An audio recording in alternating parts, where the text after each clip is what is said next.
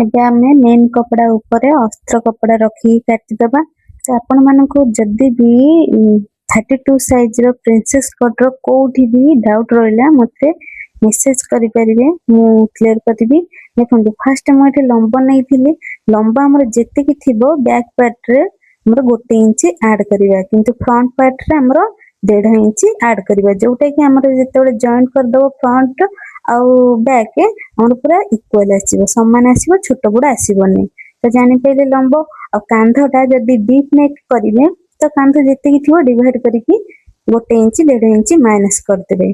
जदि deep neck थिबो, जदि बोट नेक करिवे फाइनली हमर जेते कि ही कांध थिबो सेति रे करिवे। तापर हमर काखर सूत्र अछि, काखटाकू सब बेले छातीटाकू 6 भाग कर देबे, हमर काखर सूत्रटा पाइबे। तापर हमर छातीटाकू 4 भाग कर देबे, छातीटाकू जेतिकी एक्स्ट्रा नबा कथा नेबे, अंटाटाकू मध्य 4 भाग कर देबे, जेतिकी एक्स्ट्रा नबा कथा जेतिकी छाती रे नैथिबे सेतिकी नेबे। यदि बैक पार्ट रे हमर हुक पट्टी रहइबो तर हमर प्लीटटा पडिबोनी, जदि प्लीट पकेइबे तने 1 इंच आड एक्स्ट्रा करिवे। तो सरी गेला प्रिंसेस रो फ्रंट पार्ट रे तो मु कहितली सबुतरे बूस्ट पॉइंट केमति लबा कोन करबा, मोर पूर्व वीडियो माने कटिंग वीडियोटा देखिबे। अस्त्र रे मु काटिची पूरा प्रॉपर्ली सूत्र पकेई जानि परिबे। तो फाइनली मोर बैक पार्ट पूरा स्टिचिंग सरी गेला।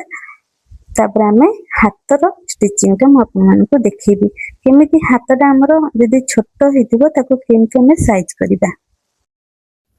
फाइनली हमर प्रिंसेस रो 32 साइज रो अस्त्र विथ मेन कपड़ा कटिंग सरी गेला। एबे हमें सब जॉइंट करिबा। देखो हमें रखी दबा अस्त्र को और जो मेन कपड़ा को साइज करी रखी देकी ताको पिन मार दबा। एबे हमें जो प्रिंसेस रो फ्रंट पार्ट जो दुईटांग पप हमें एबे सिलाई कर दबा। देखो मैं ये अस्त्र रो उल्टो पाखरे ही अस्त्र कपड़ा पकेकी सिलाई करिची। आ देखो मिडिल पॉइंट टा देखो, जो फ्रंट पार्ट रो मिडिल पॉइंट टा देखो, एटी चाहिले डायरेक्ट सिलाई कर देकी ठीक पटरे अस्त्र पकई देकी ताकू नौटे देकी सिलाई करी हबो। नहले जदि पट्टी लगे बेकर जदि पट्टी लगेबे तने ठीक पट रहइबो आ अस्त्र पटर उल्टा पटरे अस्त्र रखी सिलाई करिवे। अधिकांश प्राय तो जानि पानथिबे जे केमति हमें सिलाई करिमु। तो फाइनल देखो मैं पट्टी लगेछि बेकर, जेहेतु एटा गोटे बाहागर साड़ी तो मैं पट्टी लगेले हमर बेकर स्ट्रांग रहइबो, जो बेकर जो गोलटा स्ट्रांग रहइबो, चिरिबोनी जल्दी। तो तापर देखो मैं पाइपिंग लगे देछि। तापर चाहिले आपण माने लेस भी लगे पारे, मैं लेस लगेछि पछरे लगेबी।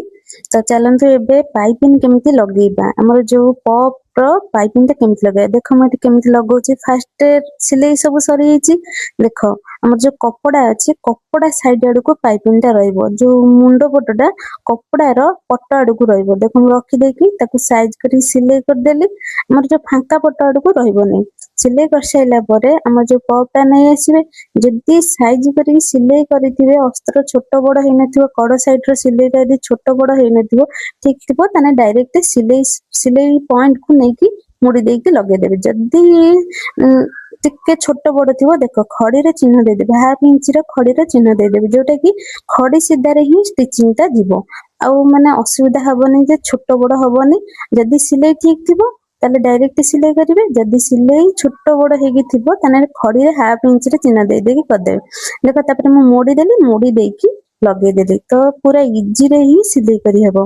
तो फाइनली सरी गेला। तळे देखो पट्टी लगे देछि, एटा चाहिले डायरेक्ट सिलाई करि परिबे टेलर रे, नने एटी हेम सिलाई पकई परिबे। हेम सिलाई पकेइले हमर ब्लाउज रो फिनिशिंग टा टिके भल से आसीबो। तो फाइनली मु हेम सिलाई पकई देली। पकई सैला परे हमर फ्रंट पार्ट रो पूरा स्टिचिंग टा सरी जीवो। आपन को जदि डाउट लागियो केमिति सिलाई केमिति कोन होय जदि जानि न परिबे तने कमेंट निश्चित भाବରେ करिए, मु तार सजेशन टा आपन मानन को देबी। फाइनली हमर फ्रंट पार्ट टा स्टिचिंग सैला, नेक्स्ट हमर बैक पार्ट स्टिचिंग करिबा। देखंतु एबे तो प्राय तो कपड़ा केमती आछि आपण माने मो ठारू जो माने सिलाई करूचंती भल भाबरे ही जानि थिबे। तो देखो मु ऑलरेडी अस्त्र रे पूरा हमर परफेक्ट हातर लंब अनुसार मु पूरा काटी देछि, किंतु मेन कपड़ा रे हमर हातर जो डिजाइन टा जो फुलटा बहुत कमी आस्थिला। तो ताको केमिति हमें मिडिल पॉइंट करके एडजस्टमेंट करिबा। तो चलंतु देखो फास्ट जेति हमर फुलटा थिला तो मु सेही अनुसार ताको साइज करके काटी देछि। तो नेक्स्ट देखंतु मु केमिति जॉइंट करूची। मोटे चारटा कट पीस ଯେତିକି ଆମର ଫାଷ୍ଟ ଦେଖିଦବା ଯେ ତାର କେତେ ଇଞ୍ଚ, ଧର 1 ଇଞ୍ଚ କି 2 ଇଞ୍ଚ ଦରକାର ଆମର ଅସ୍ତ୍ର, ମେନ୍ ଅସ୍ତ୍ରଟା କାଟିଛନ୍ତି, ତ ସେଇ ଅନୁସାରେ କପଡ଼ାଟା ଯୋଉ 4ଟା କଟ୍ ପିସ୍ ଲଗେଇବେ ତ ସେଇ ଅନୁସାରେ କପଡ଼ା ଆଣିବେ, ନାଇଁ କି ଟିକେ କମି ହେଲେ ତ କିଛି ଲାଭ ହବନି, ପୁଣି ଯୋଉ ଛୋଟକୁ ସେଇ ଛୋଟ ହେଇଯିବ। ତ ସେଇ ଅନୁସାରେ କପଡ଼ାଟା ଜଏଣ୍ଟ କରିବେ, ତାର ଯୋଉ 2 ସାଇଡରୁ ଜଏଣ୍ଟ କରିବେ। ଫାଷ୍ଟ ଦେଖ ଆମର କପଡ଼ାଟାକୁ ମୁଁ କେମିତି ଜଏଣ୍ଟ କରୁଛି, ଓଲଟ ପଟଟାକୁ ରଖିଛି, ଉପର ପଟ ଦେଖ ମୁଁ କେମିତି ସାଇଜ କରି ରଖିଛି, ତାକୁ ମୁଁ ସିଲେଇ କରିଦେଲି। ନେକ୍ସଟ କଣ କରିବା, ଉପରେ ମଧ୍ୟ ଗୋଟେ ଷ୍ଟିଚିଂ ପକେଇଦବା, ଯୋଉଟା ଫିନିସିଂ ଆସିବ। ତାପରେ ଦେଖ ଆଉ ଅନ୍ୟ ହାତରେ ବି ସେଇଭଳିଆ 2 ସାଇଡରେ ସିଲେଇ କରିଦବା। ମେନ୍ କପଡ଼ା ଆମର ଯୋଉ ଅସ୍ତ୍ର କପଡ଼ାଟା କାଟିଥିଲେ ତାକୁ ନେଇ ଆସିବା, ତାକୁ ସାଇଜ କରିକି ପକେଇକି ସେଇ ଆକର୍ଡିଙ୍ଗରେ କାଟିକି ସାଇଜ କରିଦବା। ଫାଇନାଲି ମୋର ହାତର ଷ୍ଟିଚିଂଟା ସରିଗଲା।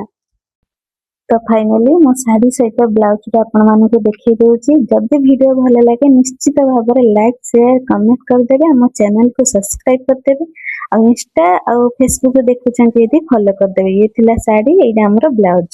ତ ଫ୍ରଣ୍ଟ ପାର୍ଟ ଆଉ ବ୍ୟାକ୍ ପାର୍ଟ ଆଉ ଲଟକନ ଷ୍ଟାଇଲଟା କେମିତି ଲାଗିଲା ନିଶ୍ଚିତ ଭାବରେ ମତେ ଜଣେଇବେ। ରହିଲି, ନମସ୍କାର।